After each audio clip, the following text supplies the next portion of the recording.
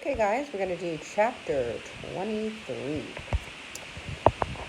Look, look, Caitlin's bike, Sam said. They had reached the trail for the glass house.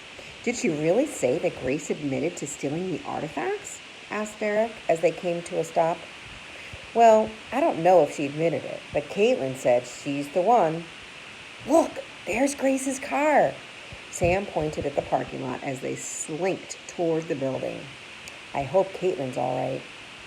As they moved closer, they heard talking and crouched down in the trail. It's them! Sam could see the two girls talking to each other. We have to do something. Follow my lead, said Derek, standing up quickly. So that seems pretty typical, right? Derek is always the person who's thinking first and acting first. He shows so much confidence. He strode toward the girls just in front of the glass house.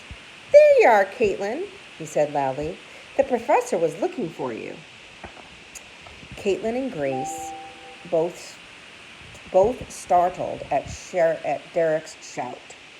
Are you okay? Sam asked Caitlin, following close behind. She nodded and then held her palm up. It's okay, guys. Grace was just about to explain what's going on. I think there's been a misunderstanding, started Grace.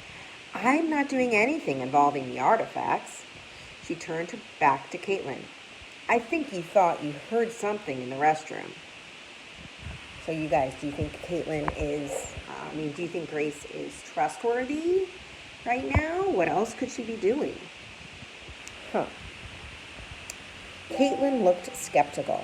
You were talking to someone about running out of time and about the professor not finding out. If you're not stealing the artifacts, then what was all of that? Grace squirmed uncomfortably, looking up at the path like she expected someone else to be coming.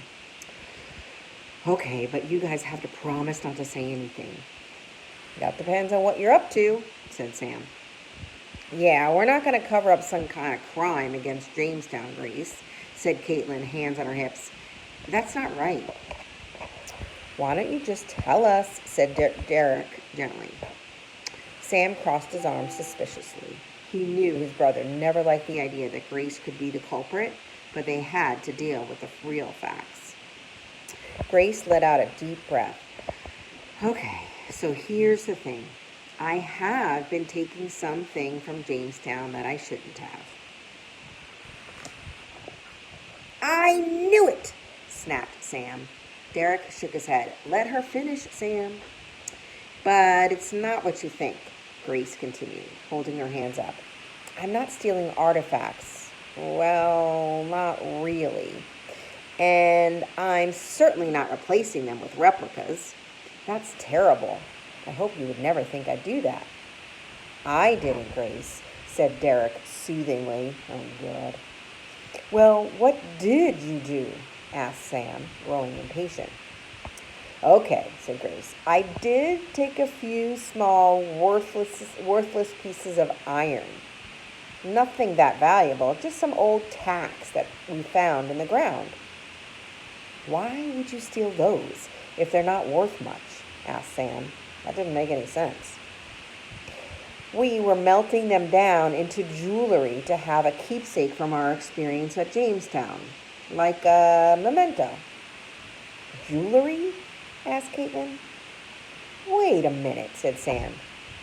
You said we. Who's we? Are you working with someone else? Grace's face blushed, and she bit her bottom lip. I'm not supposed to say anything. It's a little late for that, said Caitlin. Toby and I are in love. Oh, God. Grace proclaimed finally. We're getting married, and we wanted to make wedding rings from metal that came out of the ground of Jamestown, since we both love history so much.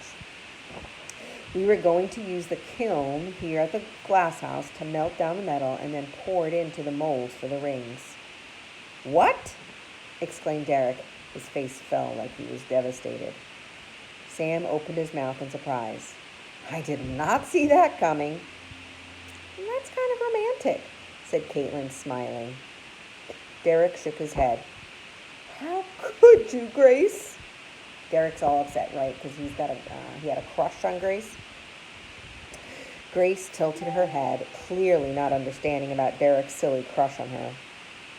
I know, we shouldn't have taken the medal without asking. It was stupid, but I swear to you, I did not take the artifacts. It wasn't us. I don't know who did, but when I came down here this evening to turn on the unused pottery kiln, there was already something baking in it. The only people who have anything to do with the glass house are Mariana and the other artisans.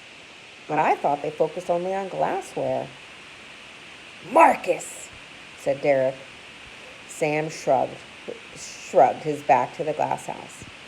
Maybe, but remember, we also thought it might be Patrick. He had the opportunity.